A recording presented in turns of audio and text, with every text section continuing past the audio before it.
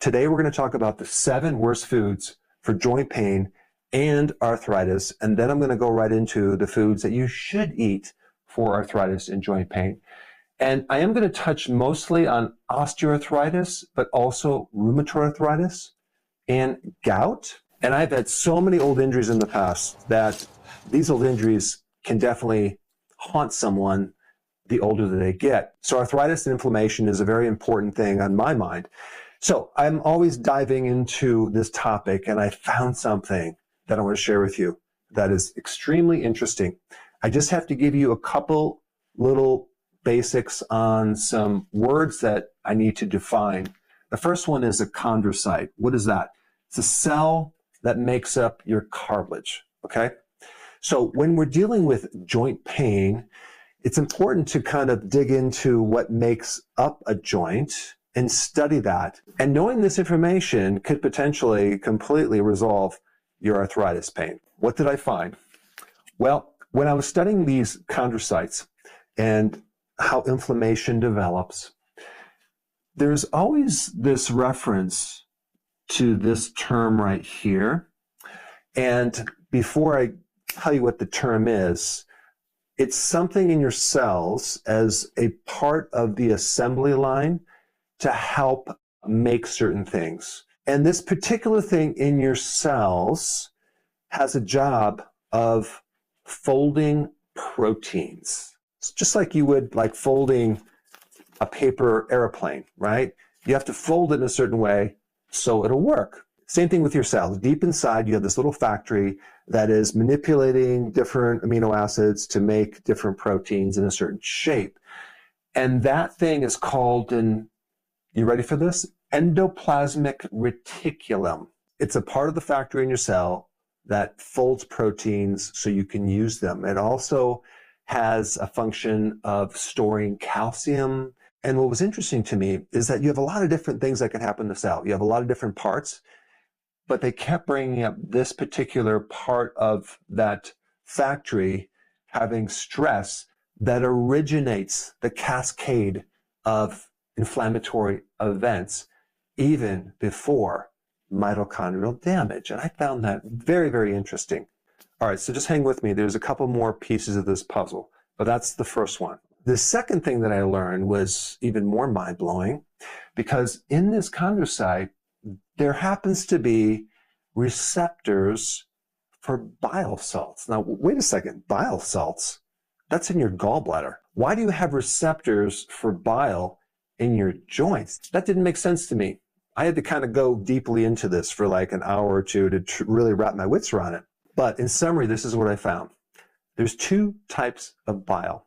Okay, you have the bile that your liver makes that helps you digest fat, but you also have another bile called the secondary bile, not the primary, that your microbes help you make from your own bile. So basically, they're not actually making bile, they're just manipulating yours in a way that changes them to create other functions in the body that go way beyond just digestion, the digestion of fats. So in other words, there's other important functions of bile salt. And one function is acting as a potent anti-inflammatory in your joints. So apparently some of these bile salts get into your blood and they go to the different parts of the body, like your joints, and help protect the joint. And they help reduce inflammation, which is very, very interesting. When I was in practice, I know when people had their gallbladders out or they had some antibiotic, they nearly always got some type of arthritis or joint pain. So it got the wheels spinning on that topic. But then I remembered TUDCA. What is TUDCA? TUDCA is a very specialized bile salt, and it's a supplement that people take. But I had no idea until I looked it up that one of the unique things about TUDCA is that it reduces this ER stress, this endoplasmic reticulum stress. As a very unique benefit, this bile salt reduces stress on the endoplasmic reticulum. And so now it started to make more sense that basically the bile is not just reducing inflammation, it's actually helping the factory that actually is repairing and maintaining and building your joints, because this is a real key part of that process. And so this connection of the bile is super important in protecting this part of the cell machinery, and also to keep the inflammation out of this right here. Because if something happens with that bile and you're deficient and you get more of this endoplasmic stress, then what happens as a cascade of events, you start getting mitochondrial stress, and now we have a breakdown of this whole apparatus. And also calcium is involved because apparently this little endoplasmic reticulum has another function of storing calcium. So you can imagine when we're talking about joints, we're also talking about preventing calcification. So that's just something new, a very foundational thing. I'm going to relate this to the worst foods for arthritis and then also the best foods, so you can then have enough of these from the diet and know how to control that and reduce your arthritis or inflammation in your joints. And maybe you've heard of the gut-brain axis, okay? Well, there's a gut-joint axis as well. And that's where I got the information from. I will share that in the link down below if you want to learn more about it. But apparently these bile salts are potent anti-inflammatory. And I'm talking about the bile salts that come from your own microbes making them. Wild. And just since we're on the topic of bile, I want to touch just more on this TUDCA, which is a different type of bile salt. It's actually bear bile, and they don't take it from bears anymore. They make it synthetically. This bile is very potent in shutting down inflammatory signaling molecules in arthritis, which is this right here. I don't want to give you more complex words. Just realize that TUDCA helps shut down inflammation very potently with all types of arthritis. Now let's touch on another key piece of the puzzle, which is vitamin K2. Maybe you've heard of vitamin K1, which has to do with clotting. And some people take a medication called warfarin, which blocks vitamin K1 so they don't clot as much. And so they're preventing heart attacks. So that's vitamin K1, but vitamin K2 does something slightly different. It prevents calcium from building up in the soft tissues. If you are deficient in vitamin K2 for some reason, you may get calcification in the joints or the arteries, possibly, or even osteophytes, which are little spurs that can happen around the joints.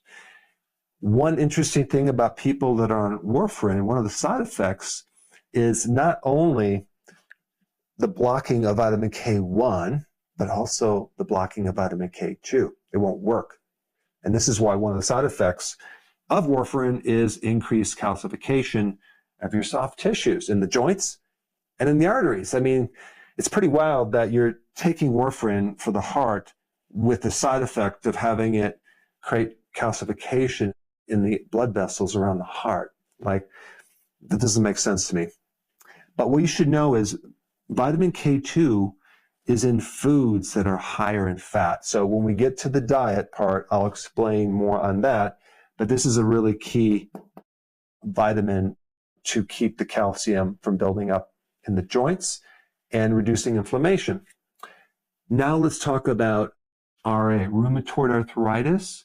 This is an autoimmune disease where your own immune system is attacking itself. So we have these antibodies that are against our own joints, and that keeps the joint in a constant state of inflammation.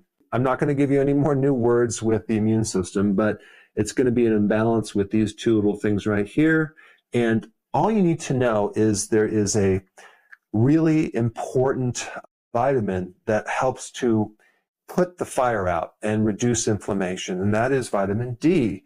But if you take regular amounts of vitamin D, it might not create a therapeutic effect. In fact, it's probably not going to be. You have to take larger amounts to create this therapeutic effect on the joints, but really you're creating it on the immune system, because rheumatoid arthritis is more of an immune problem than a joint problem, because there's a lot of different autoimmune diseases. Rheumatoid arthritis is just one of them, but it's a problem with the immune system. So as far as the amount of vitamin D you would have to take, I would take at least, at the very minimum, 20,000 IUs, but probably 30 or 40. I'm going to put a link down below of maybe a doctor you want to work with if you have rheumatoid arthritis to regulate how much vitamin D you need, and then do other tests to make sure you're doing it correctly. But when you're taking high doses of vitamin D3, you should also take magnesium and zinc and vitamin K2, because they all work together. But this will greatly reduce the inflammation in the joint. Whether you have rheumatoid arthritis or osteoarthritis, vitamin D is one of the best anti-inflammatories, especially for in the knees and your lower back, actually in any joint. If you're deficient in vitamin D, your inflammatory signals go way up. Now, when you have arthritis or joint pain, there are things that are triggering it from food, like a food allergy. So we will be talking about that, some of the most common things in the foods. Also, there's advanced glycated end products. That comes from having glucose or sugar with a protein. Basically, when you do high carbs, you're going to get these, and that's going to create this sticky protein that's going to create inflammation. They have found in the joints this certain thing called biofilm, and there's microbes in the biofilm. It's kind of like this slime or this protective glue that has microbes in these little calcium shells. And so your immune system can't find these microbes. Well, guess what? They found some of those microbes are related to your teeth. Yeah. So if you have an old root canal that's infected and somehow that infection is still there in your gums, and that sits in your gum for a period of time, and that can leak into your lymphatic system, into your blood, and it can go into the joints, and it can go into the arteries, and it can keep you arthritic. But the big new thing that I wanted to share with you today is this microbiome problem. Wow, the importance of your microbiome and your joints is way more significant than actually I thought. So it's something we're going to cover when we talk about the food right now. Okay, so we have the 7 foods that you want to avoid. Now, these are not necessarily just foods. They're ingredients in a lot of foods. The first one is emulsifiers. An emulsifier in a food is something that mixes things up in a way that is very blended. And so you'll see these emulsifiers, like one of them is polysorbate 80. Okay, you'll see these in frozen desserts, creamy dressings. And what they do is they really mess up the microbiome. You remember the microbiome that actually helps you make those bile salts that you need for your joints? Well, there's a high correlation between eating these foods and consuming this and having inflammation in the joints. And I wanted to just point that out and make you aware of that. Let's go to number 2, low-fat soy protein powder. If you look at some of these protein bars, sometimes they'll use soy isolate protein. It's very low fat. It's an industrial protein. And I do know a lot of people who use that protein end up with achy joints, arthritis. Why? Well, because it interferes with the liver. When you don't consume animal protein, and you get your protein from things like soy protein or plant-based protein, you're going to get a very low amount of taurine, if any taurine. Taurine is needed to make bile. Okay, so that's one thing that is missing in a vegan diet is taurine. You don't have the primary thing that stimulates the production of bile and the contraction of the gallbladder. You need fat for that.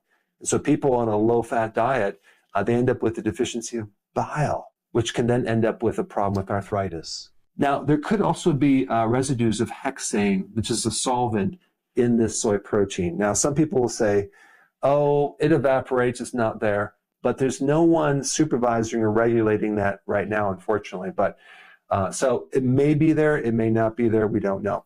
And like I said before, we're not going to get the bile stimulation. Instead, we're going to get this thing that's going to create more inflammation in the area of the liver and the digestive tract, which is going to interfere with the microbes. Number 3, refined seed oils. I want to explain something. When they have done studies on seed oils, they have actually said when they replace the saturated fat with these seed oils, there was an improvement in cardiovascular function and insulin sensitivity. And I'm not denying that. My point is, what type of oil did they use? Did they use the typical oil that people get when they go to a fast food restaurant where it's heated and reheated for days or weeks?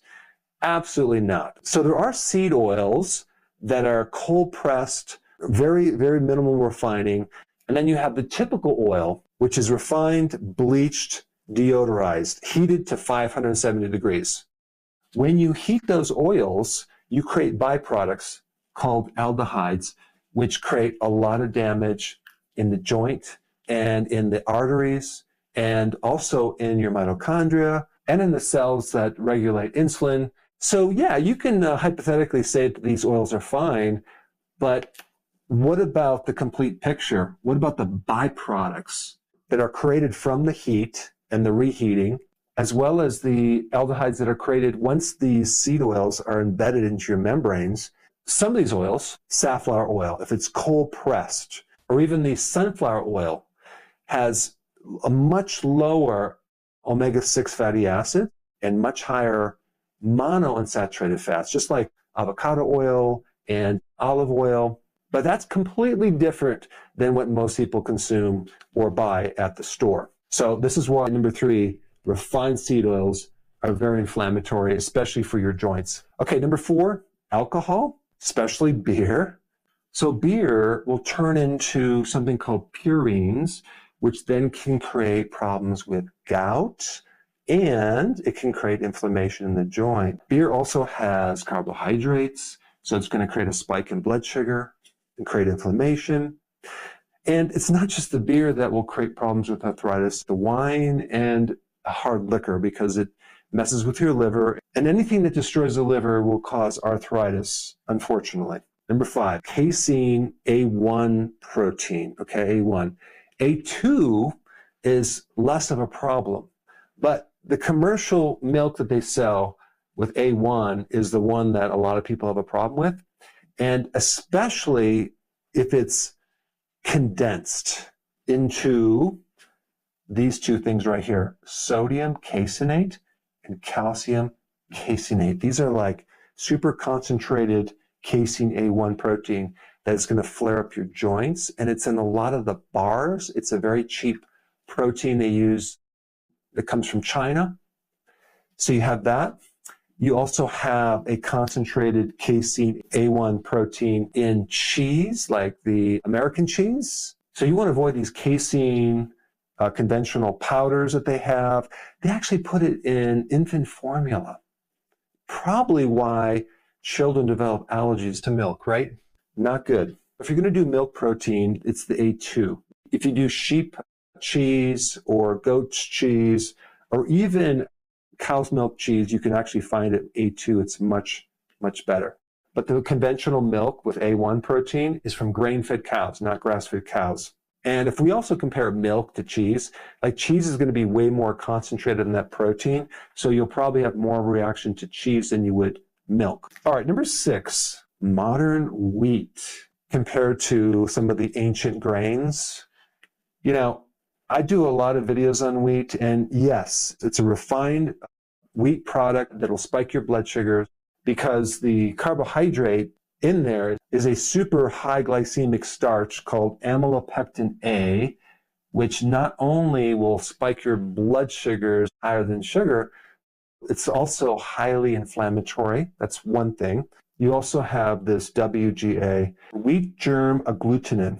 That is something that is almost as inflammatory as gluten. It's a type of chemical that attaches to your gut wall and can create leaky gut. And then we have glyphosate, right? Now, most wheat is not GMO, but they still spray this herbicide, glyphosate, as a drying agent. And you're getting like a lot more of it that way. And if you're exposed to this, not only is this going to affect your microbiome, but it is connected to inflammation. And then we get gluten. Gluten is another protein that humans have a difficult time digesting. The byproducts from gluten can give a opioid-like effect, which kind of numbs the area initially, and then all of a sudden you end up with pain that's delayed. There's just a lot of issues with gluten and arthritis, and gluten and inflammation, gluten and thyroid problems. And then, of course, we have high fructose corn syrup. This is not just sugar. This is an industrial type of synthetic sugar that's higher in fructose that has been known to create a lot of inflammation in your liver and insulin resistance in your liver, which is going to create inflammation directly and indirectly. So there's really no turn-off switch. So people can drink a lot of it without kind of being satisfied. So it's very, very dangerous. So these are the foods to avoid. Let's talk about the foods to eat. Fermented foods. Why?